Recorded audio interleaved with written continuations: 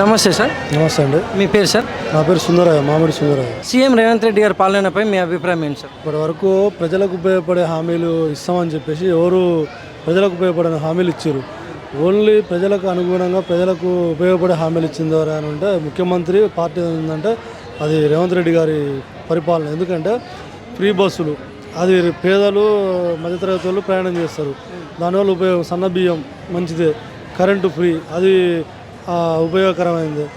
ఈ పరిపాలన విధంగా అయితే ఈ అయితే ప్రజలకు అనుగుణంగా పర్లేదు, అట్లా ఈ ప్రజలకు ఉపయోగపడేది. రేవంత్ రెడ్డి గారి పరిపాలన బాగుంది. మరి గతంలో కేసీఆర్ గారి పాలనపై మీ అభిప్రాయం ఏంటి సార్? ఇక కేసీఆర్ గారి పరిపాలనపై అభిప్రాయం అంటే ఫామ్ హౌస్లో కూర్చొని మందు వేసుకుంటూ తాగుతాడు. మందు తాగకుండా ఆ తాగినప్పుడు ఏది గుర్తొస్తే అది ఆలోచన అమలు చేస్తాడు. ఏముంది ఆయన కేసీఆర్ చేసిన పరిపాలన ఏముంది? తెలంగాణ కోసం ఉద్యమం చేసిండు, పేరు సంపాదించిండు, కొత్త కొత్త బిల్డింగ్లు కట్టిండు, కలెక్టరేట్లు కట్టిండు, అందులో ఎంప్లాయీస్ నింపుకూరు, కోట్ల రూపాయలు దండుకూరు.